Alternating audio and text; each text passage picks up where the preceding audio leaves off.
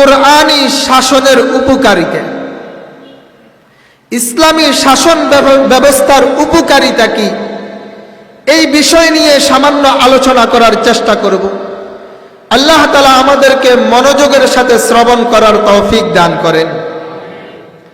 প্রিয় উপস্থিতি, কোরআনী শাসনের, ইসলামী শাসন ব্যবস্থার উপকারিতা কি, সেই বিষয়ে যদি আমি আপনাদের সামনে আলোকপাত করতে যাই, তাহলে আমরা যদি একটু আজ থেকে 1450 বছর পিছনের দিকে একটু তাকিয়ে দেখি, আমরা দেখতে পাই কোরআনকে আল্লাহ তাআলা যখন এই পৃথিবীর বুকে অবতীর্ণ করেছেন, কোরআনকে আল্লাহ তাআলা যখন নাজিল করেছেন তার হাবিব জনাবে মুহাম্মদুর রাসূলুল্লাহ সাল্লাল্লাহু তাআলা আলাইহি ওয়াসাল্লামের উপর, তখন এই পৃথিবীর অবস্থা কেমন ছিল? পৃথিবীর ওই যুগের মানুষগুলোকে কি বলা হতো? ইতিহাসের পাতা আমরা যখন উল্টাই তখন দেখতে পাই সেই যুগের মানুষগুলোকে বর্বর মানুষ বলা হইতো। সেই যুগটাকে আইয়ামে জাহিলিয়ত বলা হইতো, বর্বরতার যুগ বলা হইতো। সেই যুগের মানুষগুলো এতটাই বর্বর ছিল, সেই যুগে বর্বরতা এই পরিমাণেই ছিল, ইতিহাস তালাশ করলেন, কোরআন ও হাদিস গবেষণা করলেন, আপনারাও দেখতে পাবেন সেই যুগের মানুষগুলো এমন অধপতনে তারা পৌঁছে গেছে, এতটাই বর্বরতা তাদেরকে ছেয়ে নিয়েছে। সেই যুগের মানুষগুলো বর্বরতায় এতটাই আচ্ছাদিত ছিল, তারা আল্লাহ তাআলার ঘর খানায়ে কাবা যখন তওয়াফ করতে যাইত, বাইতুল্লাহ শরীফকে নাউজুবিল্লাহ তারা উলঙ্গ হয়ে তওয়াফ করত। বাইতুল্লাহ শরীফের মধ্যে আল্লাহ তাআলার ঘরের ভিতরে নিজের হাতের তৈরি মূর্তি রেখে সেই মূর্তিগুলোকে আল্লাহর ঘরের ভিতর বসে পূজা করত সেই যুগের মানুষগুলো। শুধু কি তাই, বরং তাদের বর্বরতা এতটাই চূড়ান্ত পর্যায়ে পৌঁছে গেছে, বর্বরতায় তারা এতটাই নিমজ্জিত ছিল, আপন পিতামাতা নিজ হাতে নিজ কন্যা সন্তানকে জ্যান্ত দাফন করত সেই যুগের বর্বর মানুষগুলো। কিন্তু আলহামদুলিল্লাহ, তুম্বা আলহামদুলিল্লাহ, সময় আমার হাতে কম, জন্য অতি স্বল্প আমি আপনাদের মাথায় দেওয়ার চেষ্টা করব কোরআনী শাসন ব্যবস্থা, ইসলামী শাসন ব্যবস্থার উপকারিতা কি। আলহামদুলিল্লাহ, তুম্বা আলহামদুলিল্লাহ, যখন সেই বর্বর মানুষগুলোকে আল্লাহর হাবিব সাল্লাল্লাহু আলাইহি ওয়াসাল্লাম কোরআন দিয়ে শাসন শুরু করলো, সেই মানুষগুলো যখন ঈমান গ্রহণ করে, ইসলাম গ্রহণ করে, কোরআনের ছায়াতলে আসতে শুরু করলো, তো আসার পর কোরআন মোতাবেক তাদের জীবন যাপন করার পর, কোরআনী শাসন গ্রহণ করার পর, ইসলামী শাসন গ্রহণ করার পর সেই বর্বর মানুষগুলো হয়ে গেছে পৃথিবীর বুকে সর্বশ্রেষ্ঠ মানুষ। শুধু ওই সময়ের সর্বশ্রেষ্ঠ নয়, কিয়ামত পর্যন্তের জন্য সেই যুগের মানুষগুলো খায়রুল কুরুনের সার্টিফিকেট নিয়ে আনিছে। আল্লাহর হাবিব সাল্লাল্লাহু আলাইহি ওয়াসাল্লাম ঘোষণা করে দিয়েছেন, খায়রুল কুরুনে করনি সুম্মাল্লাযীনা ইয়ালুনাহুম সুম্মাল্লাযীনা ইয়ালুনাহুম। আল্লাহর হাবিব জনাবে মুহাম্মদুর রাসূলুল্লাহ সাল্লাল্লাহু তাআলা আলাইহি ওয়াসাল্লাম ঘোষণা করে দিলেন, হে আমার উম্মতের নরনারীরা শুনে রাখো, কিয়ামত পর্যন্তের জন্য আমি নবীজি সার্টিফিকেট দিয়ে দিলাম, খায়রুল কুরুনে করনি।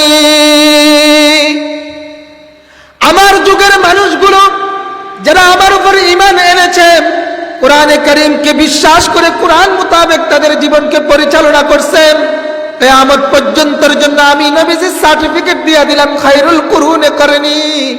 এরাই হলো কিয়ামত পর্যন্ত শ্রেষ্ঠ মানুষ, এদের যুগ হলো কিয়ামত পর্যন্ত শ্রেষ্ঠ যুগ। এখান থেকে আন্দাজা করুন কোরআনী শাসনের উপকারিতা কেমন। যেই মানুষগুলো এতটাই বড় বড় ছিল, নিজ হাতে সন্তান দাফন করত, যেই মানুষগুলো এতটাই বড় বড় ছিল, নিজেরা উলঙ্গ হয়ে বাইতুল্লাহ শরীফ তাওয়াফ করত। যে মানুষগুলো এতটাই বর্বর ছিল, বাইতুল্লাহর ভিতরে বসে গায়রুল্লাহর পূজা করত, সেই মানুষগুলো কোরআনের শাসন গ্রহণ করার কারণে, কোরআনের ছায়াতলে আসার কারণে কিয়ামত পর্যন্তর জন্য শ্রেষ্ঠ মানুষ হয়ে গেছে। আর তাদেরকে শ্রেষ্ঠ বলে ঘোষণা দিয়েছেন কে? যার থেকে শ্রেষ্ঠ মানুষ পৃথিবীর বুকে আসে না, কিয়ামত পর্যন্ত আসবে না, সেই মুহাম্মদুর রাসূলুল্লাহ সাল্লাল্লাহু আলাইহি ওয়াসাল্লাম। চিৎকার দিয়া বলেন না সুবহানাল্লাহ। শুধু কি তাই? শুধু কি তারা শ্রেষ্ঠ মানুষের সার্টিফিকেট নিয়ে ক্ষান্ত হয়েছে? না না, সেই বর্বর মানুষগুলো যখন কোরআনের ছায়াতলে একত্রিত হয়ে গেল, শুধু শ্রেষ্ঠত্বের সার্টিফিকেট নিয়ে ক্ষান্ত হয় নাই, কিছু আল্লাহ তাআলার বান্দাদের আল্লাহ তাআলা ভাগ্য তো এতটাই ভালো করছেন, কোরআনের ছায়াতলে আসার কারণে দুনিয়াতে থাকিয়ায় জান্নাতের সার্টিফিকেট নিয়ে নিছে। আল্লাহর হাবিব মদিনার প্ল্যাটফর্ম থেকে স্পষ্ট ভাষণায় ঘোষণা করে দিয়েছেন, হে আমার উম্মতের নরনারীরা শুনে রাখো, হে আমার উম্মতের নারী শুনে রাখো, আবু বকর ফিল জান্নাহ, উমর ফিল জান্নাহ, উসমান ফিল জান্নাহ, আলী ফিল জান্নাহ, তালহা ফিল জান্নাহ, ওয়া যুবাইর ফিল জান্নাহ, ওয়া আব্দুর রহমান ইবনে আউফ ফিল জান্নাহ, ওয়া সা'দ ফিল জান্নাহ, ওয়া সাঈদ ফিল জান্নাহ, ওয়া আবু উবাইদা ইবনুল জাররাহ ফিল জান্নাহ। নবীজি ঘোষণা করেছেন, আবু বকর জান্নাতি, উমর জান্নাতি, উসমান জান্নাতি, আলী জান্নাতি, তালহা জান্নাতি, যুবাইর জান্নাতি, আব্দুর রহমান বিন আউফ জান্নাতি, সা'দ ইবনে আবি ওয়াক্কাস জান্নাতি, সাঈদ জান্নাতি, আবু উবাইদা ইবনুল জাররাহ জান্নাতি। যেই মানুষগুলো বড় বড় ছিল, ওই মানুষগুলো থেকে বেছে বেছে আল্লাহর নবী 10 জন সাহাবীকে দুনিয়াতে থাকতে জান্নাতের সার্টিফিকেট দিয়ে দিয়েছে। কিসের ছায়া আসার কারণে বলেন? কোরআনের ছায়া আসার কারণে, কোরআনের শাসন ব্যবস্থা মানার কারণে, কোরআন মোতাবেক জীবন পরিচালনা করার কারণে। সেই বড় বড় মানুষগুলো যদি দুনিয়াতে থাকিয়াই জান্নাতের সার্টিফিকেট নিতে পারে, জান্নাতি মানুষ হতে পারে, আমি আর আপনি কোরআনী শাসন মানার পর, আমি আপনি কোরআন মোতাবেক যদি জীবন যাপন করতে পারি, ইসলামী শাসন যদি মাথা পেতে মেনে নিতে পারি, আমি আর আপনিও ইনশাআল্লাহ জান্নাতি হতে পারবো কি পারবো না? যারা জান্নাতের সার্টিফিকেট নিয়ে আনিছে, এদের মধ্যে এমনই একজন ছিল যার নাম হলো ওমর। ওমর তো এতটাই বড় ছিল, ওমর তো এতটাই বড় ছিল, ওমর রওনা হয়ে গেছে মুহাম্মদুর রাসূলুল্লাহর মাথা আলাদা করার জন্য। কথা ঠিক না বেঠিক? নবীজিকে হত্যার জন্য ওমর রওনা। আর সেই ওমর কোরআনী শাসনের ছায়ায় আসার কারণে দুনিয়াতে থাকিয়াই জান্নাতের সুসংবাদ। जो न थे खुद राह पर औरों के हाथी बन गए, जो न थे खुद राह पर औरों के हाथी बन गए, क्या नजर थी जिसने मुर्दों का मसीहा कर दिया, क्या नजर थी जिसने मुर्दों को मसीहा कर दिया। তাহলে ওই কোরআনী শাসন ব্যবস্থা কতটা উত্তম ব্যবস্থা, ওই ইসলামী শাসন ব্যবস্থা কতটা উত্তম ব্যবস্থা, যেই ব্যবস্থা একজন সন্ত্রাসীকে যে মুহাম্মদের মাথা আলাদার জন্য রওনা হয়েছে, তাকে শুধু হেদায়েত দেয় নাই, দুনিয়াতে থাকিয়াই জান্নাতি মানুষ হিসাবে মানুষের মাঝে পরিচিত করে দিছে। সেই শাসন ব্যবস্থা কতটা উত্তম শাসন ব্যবস্থা। মেরে দোস্ত, এখান থেকে আন্দাজা করতে পারি আমরা ইসলামী শাসন ব্যবস্থার, কোরআনী শাসন ব্যবস্থার উপকারিতা কি পরিমাণ বেশি। তারপরেও আমি আপনাদের সামনে সুনির্দিষ্টভাবে দুই একটি উপকারের কথা আরজ করার চেষ্টা করব। আমরা মনোযোগ দিয়ে শুনলে সকলেই আমরা বুঝতে পারব। কোরআনী শাসন ব্যবস্থার লাভ সমূহ থেকে একটি লাভ হলো এমন, কোরআনী শাসন ব্যবস্থা, ইসলামী শাসন ব্যবস্থা থাকলে মানব জাতির মানব জীবন কার্যকর থাকবে। কোরআনী শাসন ব্যবস্থা, ইসলামী শাসন ব্যবস্থা ছাড়া মানব জাতির মানব জীবন অকার্যকর হয়ে পড়বে। শাসন ব্যবস্থা থাকলে মানব জাতির মানব জীবন কার্যকর থাকবে, শাসন কোরআনী শাসন ব্যবস্থা, ইসলামী শাসন ব্যবস্থা যতদিন প্রতিষ্ঠিত না হবে, মানব জাতির মানব জীবন অকার্যকর হইয়া পড়বে। বলবেন যে হুজুর কিভাবে? মহান আল্লাহ তাআলার চূড়ান্ত একটা ঘোষণা। আল্লাহ তাআলা পবিত্র কালাম হাকিমে ইরশাদ ফরমান, আলা লাহুল খালকু ওয়াল আম, আলা লাহুল খালকু ওয়াল আম। খুব বুঝুন, হে আমার বান্দা বান্দিরা শুনো, সৃষ্টি যার, তৈরি যার, বিধান চলবে, যিনি সৃষ্টি করেছেন বিধান চলবে তার। এটা আল্লাহ তাআলার ঘোষণা, আল্লাহ তাআলার আইন। আলা লাহুল খালকু ওয়াল আম, সৃষ্টি যার, বিধান চলবে তার, আবিষ্কার যার, বিধান চলবে তার, তৈরি যার, বিধান চলবে। এবার আপনারা আমাকে দয়া করে একটু জবান খুলে উত্তর কি দিতে পারবেন? এই আসমানের সৃষ্টিকর্তা কে? জমিনের সৃষ্টিকর্তা কে? চন্দ্র সূর্যের সৃষ্টিকর্তা কে? গোটা পৃথিবীর সৃষ্টিকর্তা কে? আমার আপনার সৃষ্টিকর্তা কে? আর আল্লাহর আইন, সৃষ্টি যার, বিধান চলবে। যিনি তৈরিকারী, তার বিধান যদি না চলে তাহলে ওই বস্তু অকার্যকর হয়ে পড়ে। এটা সাধারণ জ্ঞানের একটা কথা, যার মধ্যে সাধারণ জ্ঞান আছে সেও এটা বুঝে নিতে পারে। বিষয়টা আমি আপনাদের সামনে দু চারটি দৃষ্টান্তের মাধ্যমে স্পষ্ট করতে চাই। আপনারা যারা এখানে বসা, আমাকে একটু বলবেন, আমি যে এই মাইক ব্যবহার করতেছি, এই মাইক তৈরিকারী একজন আছে না নাই? এই যে পাখাগুলো ঝুলে আছে, এই পাখাগুলো তৈরিকারী একজন আছে না নাই? এই যে ভাই এখানে একটা ক্যামেরা নিয়ে বসে আছে, এই ক্যামেরা তৈরিকারী একজন আছে না নাই? এই যে বিদ্যুতের বাল্ব গুলো জ্বলতেছে, বিদ্যুৎ ব্যবহার করতেছি, এই বিদ্যুৎ তৈরিকারী একজন আছে না নাই?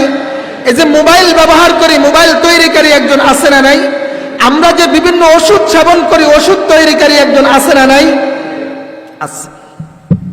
এবার আমাকে বলেন, যিনি মাইক বানিয়েছেন, মাইক তৈরি করেছেন, মাইক তৈরি করে মাইক ব্যবহারের জন্য তিনি কিছু নীতিমালা, কিছু বিধান দিবেন কি দেন নাই?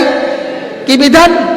মাইক দিয়ে যদি তুমি উপকৃত হতে চাও, মাইক্রোফোন দিবে বক্তার সামনে, মেশিনের সাথে মাইক্রোফোনের সংযোগ তুমি দিয়ে রাখবে, সেই মেশিনের সাথে ব্যাটারির বা বিদ্যুতের সংযোগ দিবে, আবার মেশিন থেকে ইউনিটের সম্পর্ক থাকবে, তাহলে মাইক কার্যকর হবে।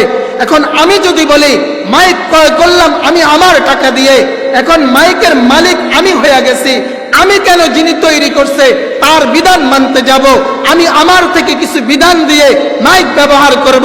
সুতরাং আমি মাইক্রোফোন গুলোকে ঝুলাইয়া দিব গাছের আগায়, ইউনিট গুলাকে দিয়ে দিব বক্তার সামনে, আমি মেশিনের সাথে মাইক্রোফোনের কোনো সংযোগ দিব না, বিনা সংযোগে আমি ব্যবহার করব। বলেন তো আমাকে, মাইক কি কার্যকর থাকবে না অকার্যকর হয়ে যাবে?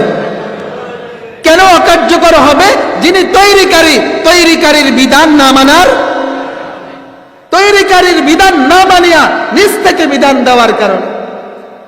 এবার আমাকে একটু বলেন, যিনি পাখা আবিষ্কার করছে, তিনি পাখা ব্যবহারের কিছু নীতিমালা দিয়েছেন কি দেন নাই? এই যে পাখার হাঁটাগুলো বাহিরে থাকবে, ভিতরে একটা কয়েল থাকবে, তার সাথে আবার ওখানে একটা ছোট একটা ক্যাপাসিটার আছে, তার সাথে সংযোগ থাকবে, তার সাথে বিদ্যুতের সংযোগ থাকবে, তারপরে পাখা ঘুরবে, পাখা বাতাস দিবে। কোন আপনি যদি বলেন পাখা আমি আমার পয়সা দিয়ে ক্রয় করছি, ঘর আমি বানিয়েছি, আমি আমার ঘরে পাখা ঝুলিয়েছি, যিনি বানাইছে তার বিধান কেন মানব? আমি আমার থেকে বিধান দিয়ে পাখা ব্যবহার করব, অতএব আমি পাখা ব্যবহার করব, তার ভিতরে কোনো রকমের কয়েল দিব না, পাখা ব্যবহার করব, ক্যাপাসিটার দিব না, আমি পাখা ব্যবহার করব, বিদ্যুতের সংযোগ দিব না। পাখা কি কার্যকর থাকবে না অকার্যকর হয়ে যাবে? কেন হয়ে যাবে অকার্যকর? বানানোওয়ালার বিধান, তৈরিকারীর বিধান না মানার কারণে। ঠিক তেমনি ভাবে যিনি এই মোবাইল আবিষ্কার করেছেন, তৈরি করছেন, ব্যবহারের কিছু নীতিমালা দিয়েছেন কি দেন নাই? এখন আপনি যদি বলেন আমি মোবাইল যিনি বানাইছে তার নিয়ম নীতি কেন মানবো, আমি ব্যাটারি ছাড়াই মোবাইল ব্যবহার করব, আমি ব্যাটারিও থাকবে, সকল কিছু থাকবে, চার্জ ছাড়া মোবাইল ব্যবহার করব, সম্ভব হবে? কেন হবে না? বানানোওয়ালার বিধান না মানলে মোবাইল অকার্যকর হয়ে পড়ে। বিদ্যুৎ যিনি আবিষ্কার করছেন, বিদ্যুৎ ব্যবহারের কিছু নীতিমালা দিয়েছেন যে বিদ্যুতের মধ্যে দুটা তার থাকবে, একটা পজিটিভ একটা নেগেটিভ। পজিটিভ নেগেটিভের সাথে একত্রিত হতে পারবে না, একত্রিত হলে সমস্যা হবে। এগুলোর সম্পর্ক থাকতে হবে মিটারের সাথে। এখন আপনি যদি বলেন না আমি আবিষ্কারকের কেন নিয়ম নীতি মানবো, খামা আবার জায়গায়, মিটার আমার টাকার ক্রয়, ওয়ারিং আমি করছি, বাতি আমি ঝুলাইছি, তার বিধান কেন মানতে যাব? নিজ থেকে বিধান দিয়ে বিদ্যুৎ ব্যবহার করব। অতএব বিদ্যুৎ ব্যবহার করব শুধু নেগেটিভ তার দিয়ে, পজিটিভ তার ব্যবহার করব না। বিদ্যুৎ কার্যকর থাকবে না, অকার্যকর হয়ে যাবে। এতক্ষণ পর্যন্ত দৃষ্টান্তগুলোর মাধ্যমে আমি আর আপনি কি বুঝতে পারলাম? যিনি যেই বস্তু তৈরি করেন, ওই বস্তু তৈরি করার পর সেটা ব্যবহারের তিনি কিছু নীতিমালা দিয়ে থাকেন। সেই নীতিমালা যদি মানা না হয়, ওই বস্তু কি হইয়া পড়ে বলেন? অকার্যকর হইয়া পড়ে। আমরা ওষুধ ব্যবহার করি, ওষুধ যিনি তৈরি করছেন, সাইক্লো তৈরি করছেন গ্যাস্ট্রিকের জন্য, মেট্রিল তৈরি করছেন পেটের সমস্যার জন্য। এখন আমি যদি বলি ওষুধ আমি আমার টাকা দিয়ে ক্রয় করে আনছি, তার নীতিমালা কেন মানতে যাব?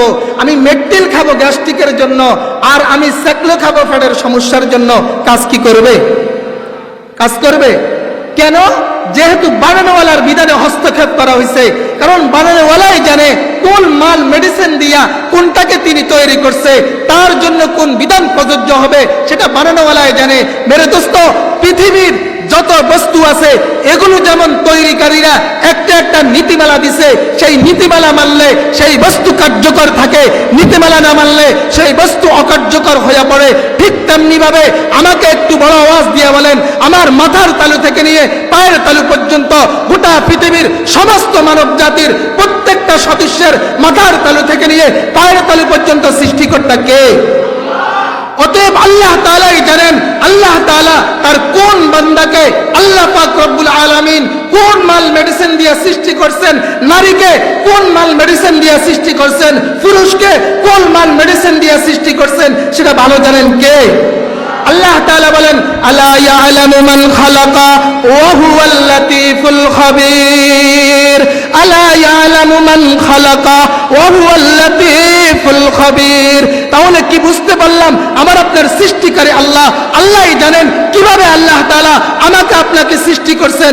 অতএব আমার আপনার জীবন যদি কার্যকর থাকতে হয়, বানানোওয়ালা যিনি আমাকে আপনাকে সৃষ্টি করছেন, আমার আপনার জীবন তার বিধান মোতাবেক আমাকে আপনাকে পরিচালিত করতে হবে। তার বিধান বাদ দিয়া, তার শাসন বাদ দিয়া অন্য জায়গা থেকে যদি শাসন আমদানি করে আমার আপনার জীবন চালানো হয়, মাইক যেমন বানানোওয়ালার বিধান বাদ দেওয়ার কারণে অকার্যকর হয়ে পড়ে, বিদ্যুৎ যেমন বানানোওয়ালার বিধান বাদ দেওয়ার কারণে অকার্যকর হয়ে পড়ে, আল্লাহর কসম মানব জাতির জীবনে মানব স্রষ্টা মহান আল্লাহ তাআলার বিধান বাদ দেওয়ার কারণে মানব জাতির জীবন অকার্যকর হয়ে পড়ে। তাহলে কোরআনী শাসন ব্যবস্থার, ইসলামী শাসন ব্যবস্থার এক নম্বর উপকারিতা হলো মানব জাতির জীবনে ইসলামী আইন থাকলে, কোরআনী শাসন ব্যবস্থা থাকলে মানব জাতির জীবন কার্যকর জীবন থাকে, অন্যথায় মানব জাতির জীবন অকার্যকর জীবনে পরিণত হয়। ইসলামী শাসন ব্যবস্থার, কোরআনী শাসন ব্যবস্থার দ্বিতীয় উপকার, সময় আমার হাতে একেবারে সংক্ষিপ্ত সময়, এজন্য আমি অত্যন্ত সংক্ষেপে আপনাদের সামনে কথাগুলো খুব খেয়াল করবেন।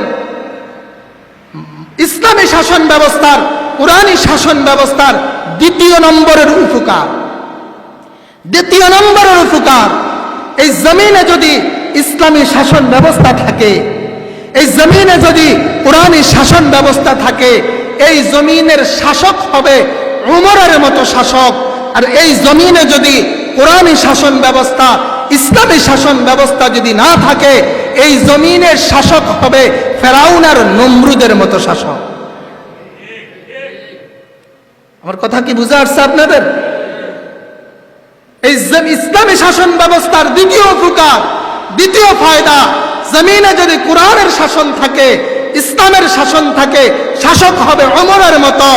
আর জমিনে যদি কোরআনী শাসন, ইসলামী শাসন না থাকে, আব্রাহাম লিঙ্কনের তৈরি রচিত গণতন্ত্র বনাম কুফরিতন্ত্রের শাসন যতদিন থাকবে ততদিন পর্যন্ত এই জমিনের শাসক হবে ফেরাউনের মতো শাসক, নমরুদের মতো শাসক। আর এই জমিনে ওমরের মতো শাসক তখনই হবে যখন হবে ইসলামী আইন ব্যবস্থা, কোরআনী শাসন ব্যবস্থা।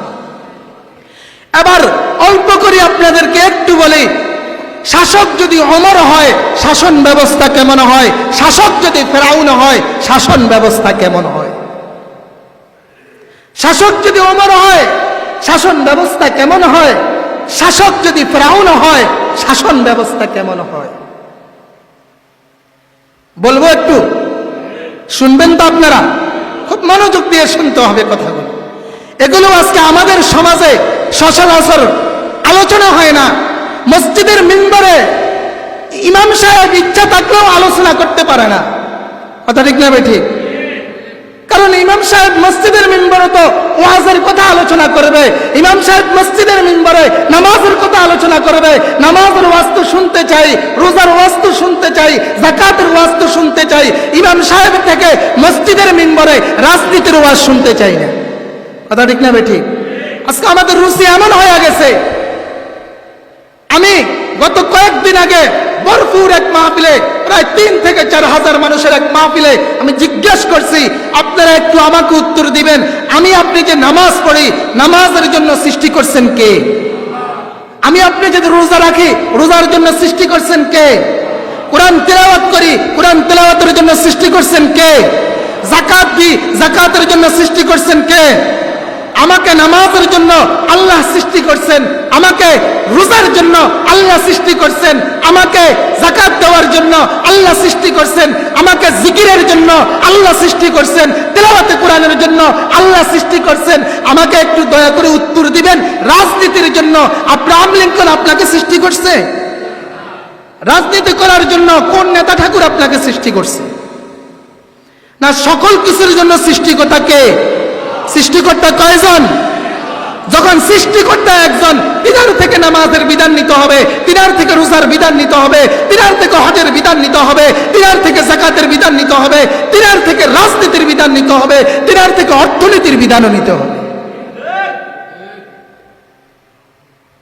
জন্য আমি বলছি, শাসন যদি কোরআনী শাসন হয় রাষ্ট্রপ্রধান হবে ওমরের মতো, আর শাসন যদি মানব তৈরি শাসন হয়, কোরআনে শাসন ব্যবস্থা না হয়, শাসক হবে ফেরাউনের মতো।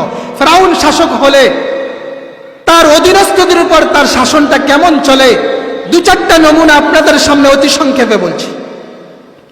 ফেরাউন একদিন স্বপ্নে দেখছে যে বনি ইসরাইলের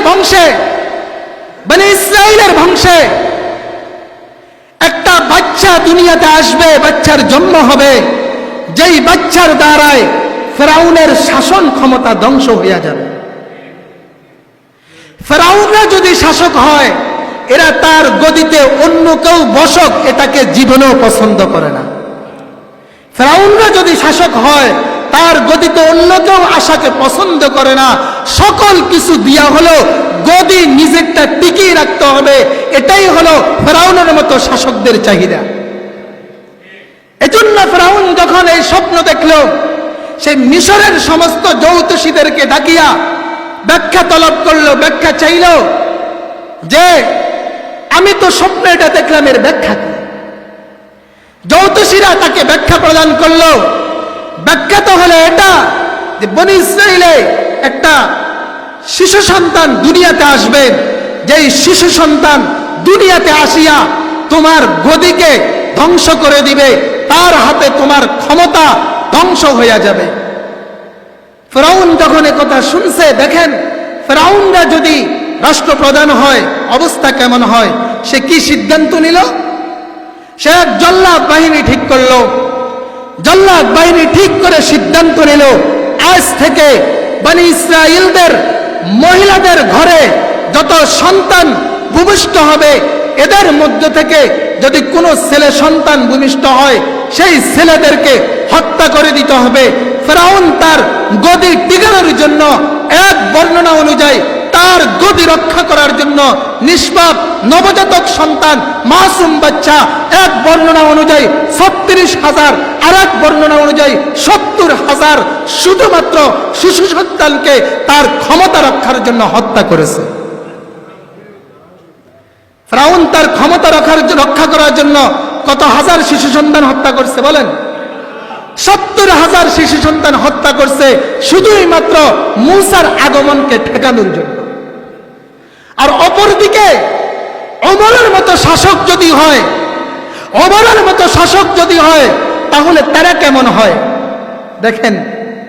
ইতিহাস বলেন, ইতিহাস পড়েন। ওমর অর্ধ পৃথিবীর বাদশা, ওমর যার ব্যাপারে নবীজির ঘোষণা, লাউ কানা মাদি নবী লাকানা ওমর, আমার পরে যদি আল্লাহ কাউকে নবী বানাইতেন সে নবী হতো ওমর। সেই ওমর অর্ধ পৃথিবীর বাদশা, শুক্রবারে তিনি মসজিদের মিম্বরে দাঁড়াইছেন খুতবা দেওয়ার জন্য। হযরত ওমর, মনোযোগ আপনাদের আছে, মসজিদের মিম্বরে দাঁড়াইছে খুতবা দেওয়ার জন্য। গায়ের মধ্যে 2টি চাদর। কয়টি চাদর? 2টি চাদর। 2 চাদর গায়ে ওমর খুতবা দেওয়ার জন্য যখন দাঁড়াইছে, এক সাধারণ মুসল্লি দাঁড়ায় বলতেছে, খলিফাতুল মুসলিমিন, আপনার ওয়াজ, আপনার বক্তব্য, আপনার খুতবা পরে শুনবো, আগে আমাকে জবাবদিহি করতে হবে, আমার কাছে হিসাব দিতে হবে। বলে কি হিসাব? কি হিসাব? বলে গনিমতের মাল থেকে চাদর বন্টন হয়েছে, আমরা সবাই একটা করে চাদর পাইছি, সেই হিসাবে আপনিও একটা চাদরের মালিক হওয়ার কথা। আমাদের সকলের গায়ে চাদর হলো একটা, আপনার গায়ে চাদর 2টা কেন? আগে তার উত্তর দিতে হবে, এরপরে আপনি ভাষণ দিতে পারবেন। কি পরিমাণ স্বাধীনতা, কি পরিমাণ স্বাধীনতা ছিল। হযরত ওমর বলে, হ্যাঁ তোমার প্রশ্ন ঠিক আছে, উত্তরটা আমি দিব না, আমার ছেলে আব্দুল্লাহ উত্তরটা দিবে। আব্দুল্লাহ দাঁড়ায় বলল, হ্যাঁ ভাই তোমার প্রশ্ন ঠিক আছে, যদি কেউ রাষ্ট্রীয় সম্পদ থেকে একটা চাদরের মালিক হওয়ার জায়গায় 2টা চাদর সেই ব্যবহার করে, সে খলিফা থাকার উপযুক্ত থাকে না, থাকতো মসজিদের মিম্বরে দাঁড়াইয়া খুতবা দিবে। এর দোস্ত, আমাদের শাসকরা যারা আমাদের মাঝে ছিল, লেডি ফেরাউনরা, শুধু কি একটা চাদর চুরি করছে না শত শত কোটি টাকা? কেউ জবাব তলব করার কোনো সুযোগ ছিল? আরে নিজ মুখেই তো বলছে আমার পিএস 400 কোটি টাকা নিয়ে চুরি করে চলে গেছে। জবাব চাওয়ার অধিকার কার ছিল? অথচ হযরত ওমর, হযরত আব্দুল্লাহ বলে ওমরের ছেলে, হ্যাঁ উনি যদি একটা চাদর বেশি নিয়ে থাকেন, তোমার প্রশ্ন ঠিক আছে, তবে উত্তরটা আমার থেকে শোনো। তুমি যখন একটা চাদরের মালিক হইছো, আমার আব্বা খলিফাতুল মুসলিমিন একটা চাদরের মালিক হইছে, আমি আব্দুল্লাহ একটা চাদরের মালিক হইছি। আজকে যেহেতু তিনি আমাদের সকলের নেতা হইয়া মসজিদের মিম্বরে খুতবা দিবেন, এক চাদর গায়ে দিলে কেমন কেমন জানি লাগে। আমি আমার চাদরটা আজকের জন্য তিনাকে ব্যবহার করতে দিয়েছি, এই জন্য তিনার গায়ে 2টি চাদর, তিনি 2টি চাদর নেন নাই, তিনিও একটি চাদর নিয়েছেন। এবার ওই যুবক বলতেছে, ওই সাধারণ মুসল্লি বলতেছে, হ্যাঁ এবার খুতবা দেওয়ার অধিকার রাখেন, এখন যাই বলেন তাই আমরা শুনতে রাজি আছি। ওমররা যদি রাষ্ট্রপ্রধান হয়, এমন হয় ওমর মসজিদের মিম্বরে দাঁড়ায় জিজ্ঞেস করে, মান ইউসাদ্দিদু আওয়াজাজা ওমর, মান ইউসাদ্দিদু আওয়াজাজা ওমর, হে আমার রাজ্যের নাগরিকরা, তোমাদেরকে জিজ্ঞাসা করতে চাই, আমি ওমর খলিফাতুল মুসলিমিন হইয়া যদি ইসলামের বিপক্ষে, জনস্বার্থের বিপক্ষে কোনো কাজ করি, তোমাদের মধ্যে কে আছে আমি ওমরের বক্রতাকে সোজা করে দিবে? এক যুবক দাঁড়াইয়া খোলা তলোয়ার হাতে নিয়ে বলে, হে ওমর, তুমি যদি বক্র কোনো কাজ করো, জনস্বার্থের বিরুদ্ধে কোনো কাজ করো, দেশের বিরুদ্ধে কোনো কাজ করো, সাইফি হাজা ইউসাদ্দিদু আওয়াজাজা ওমর, সাইফি হাজা ইউসাদ্দিদু আওয়াজাজা ওমর। হে ওমর, শুনে রাখো, আমার এই খোলা তলোয়ার তোমার বক্রতাকে সোজা করে দিবে। ওমর একথা শুনে কি বলছে মেরে দোস্ত? একথা শুনে ওমর বলতেছে, আলহামদুলিল্লাহ ইল্লাযী খালাকা ফি হাযিল উম্মাহ মান ইউসাদ্দিদু আওয়াজাজা ওমর, সমস্ত প্রশংসা ওই আল্লাহর জন্য যিনি এই উম্মতের মধ্যে এমন ব্যক্তি সৃষ্টি করেছে যে ওমরের বক্রতা সোজা করার মতো সাহস রাখে। ওমর কার শুকরিয়া আদায় করছে বলেন? এজন্য বলছি, কোরআনের শাসন যদি থাকে, ইসলামী শাসন হলে শাসক হবে ওমরের মতো মানব তৈরি গণতন্ত্র মোতাবেক যে ব্যবস্থা বর্তমান আমরা চলতেছি, এটা যদি থাকে শাসক হবে ফেরাউনের মতো। ফেরাউন শাসক হলে কেমন হয়? ক্ষমতা ঠিকানোর জন্য 70,000-এর মতো বাচ্চা হত্যা করে। শুধু তাই নয়, ফেরাউনের দ্বিতীয় ব্যবস্থা কি? ফেরাউন যেই বংশের লোক ছিল, ওই বংশটাকে বলা হইতো কিপ্তি বংশ। কি বংশ বলেন? কিপ্তি বংশ। আর তার রাজ্যে বসবাসকারী আরেকটা বংশ ছিল বনি ইসরাইল বংশ। বনি ইসরাইল বংশ। ফেরাউন তার শাসন ব্যবস্থার সময় কি করছে? সে তার শাসন ব্যবস্থার সময়, তার শাসন ব্যবস্থাকালে ফেরাউন তার সর্বরকমের সকল কার্য ইত্যাদি সুযোগ সুবিধা বলতে যত কিছুকে বোঝায় সমস্ত সুযোগ সুবিধার বরাদ্দ দিয়েছে কিপ্তি বংশের লোকের জন্য। আর অপরদিকে বনি ইসরাইলের মানুষগুলো স্বাধীন মানুষ ছিল, ওই মানুষগুলোর সুযোগ সুবিধা সিনাই করে নিতে নিতে নিতে নিতে এদেরকে গোলামের জাতে পরিণত করে দিয়েছে। সুযোগ সুবিধা দিয়েছে শুধু নিজের দলের লোকদের, অপর দলের লোকদের জন্য ন্যূনতম কোনো সুযোগ সুবিধার ব্যবস্থা রাখে নাই। এটাই হলো ফেরাউনের মতো শাসকদের চরিত্র। আর ওমরের মতো যদি শাসক হয়, ওমরের মতো যদি শাসক হয়, তার শাসন ব্যবস্থা কেমন হয় আরেকটি ঘটনা বলে আমি আমার আজকের মতো আলোচনার ইতি টানব। হযরত ওমর ঘরে গেলেন, ঘরে মুসলমান ওমর ঘরে গেলেন, ঘরে রমজানের ঈদ সামনে, ইতিহাসের পাতায় স্বর্ণাক্ষরে লেখা।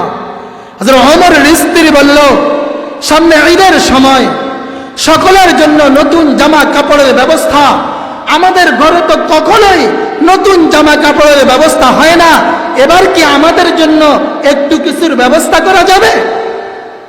হযরত ওমর বলে, দেখি আমি কি করতে পারি, তবে আমার কাছে তো কোনো পয়সা নাই। হযরত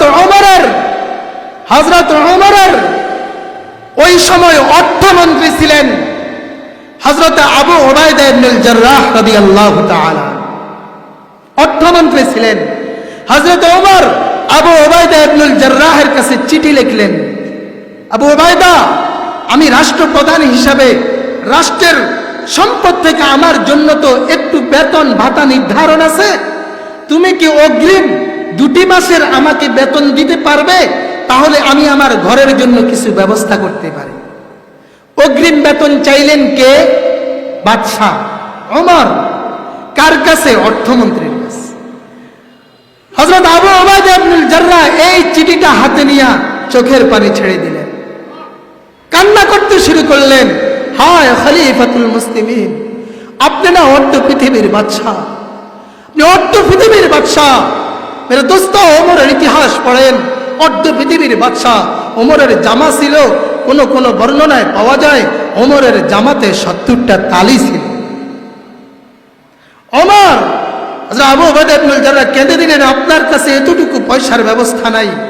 এরপরে বললেন, হযরত পয়সা নাই তো আমার কিছু করার নাই, বেয়াদবি মাফ করবেন, 2 মাসের আমার কাছে অগ্রিম বেতন চাইছেন। 2 মাসের তো দূরের কথা, 1 দিনের অগ্রিম বেতনও রাষ্ট্রীয় সম্পদ থেকে আমি আপনাকে দিতে পারবো না। কয় দিনের? 1 দিনের। যদি ওমর বলে কেন? ওমর বলে কেন? হযরতে আবু উবাইদা ইবনুল জাররাহ বলে, আপনার জন্য এই ভাতা তো নির্ধারণ হলো রাষ্ট্রের কাজের বিনিময়, আজকে আমি আপনাকে অগ্রিম বেতন দিয়ে দিব, আপনি ভোগ করে ফেলবেন। আগামীকাল 1 ঘন্টা পরে, 1 দিন পরে মালাকুল মউত উপস্থিত হবে, আপনার মৃত্যু হয়ে যাবে। রাষ্ট্রের 2 মাসের অগ্রিম টাকা যে আপনি ব্যবহার করলেন, আমি কি জবাব দিব? আপনার পরিবার কি জবাব দিবে? আপনি আল্লাহর আদালতে কি জবাব দিবেন?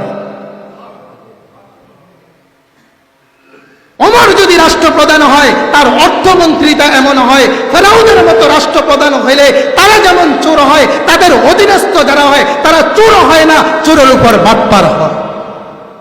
শুধু চোর হয় না, চোরের উপর বাটপার হয়। এই জন্য আমার আজকের আলোচ্য বিষয় ছিল কোরআনী শাসন ব্যবস্থার উপকারিতা। একটি নম্বর তো আপনাদেরকে শুনাইলাম, কোরআন যখন নাজিল হলো তখন মানুষগুলো বর্বর ছিল। কোরআনী শাসন মানার কারণে সেই মানুষগুলো কিয়ামত পর্যন্তের জন্য খয়রুল কুরুনের সার্টিফিকেট নিয়ে নিল। সেই মানুষগুলো দুনিয়াতে থাকিয়ে জান্নাতের সুসংবাদ নিয়ে নিল। কোরআনী শাসন যদি আসে, মানব জীবন কার্যকর থাকে। কোরআনী শাসন ছাড়া মানব জীবন অকার্যকর হয়ে পড়ে। কোরআনী শাসন যদি থাকে, পৃথিবীর শাসকগুলো হয় ওমরের মতো শাসক। কোরআন যদি না থাকে, পৃথিবীর শাসকগুলো হয় ফেরাউনের মতো শাসক, নমরুদের মতো শাসক, মিশর থেকে সেই পলাতক বাশার আল আসাদের মতো শাসক, বাংলা থেকে পলাতক লেডি ফেরাউনের মতো শাসক। আমি জিজ্ঞাসা করতে চাই, ভবিষ্যতে আমার আপনার এই জন্মভূমি 55,000 এই বাংলাদেশের মধ্যে ওমরের মতো শাসক চান না ফেরাউনের মতো শাসক চান? কারা কারা ওমরের মতো শাসক চান? হাত উঠাই তো দেখি, নারায়ে তাকবীর। যদি ওমরের মতো শাসক চাই, ওমরের মতো শাসককে যদি গদিতে বসাইতে হয়, আমাদেরকে দুইটা কাজ করতে হবে, দুইটা জিনিস ঠিক করতে হবে। মহান আল্লাহ বলেন, ওয়াদাল্লাহুল্লাযীনা আমানু মিনকুম ওয়া আমিলুস সালিহাত লা ইস্তাখলিফান্নাহুম ফিল আরদ কামা ইস্তাখলাফাল্লাযীনা মিন ক্বাবলিহিম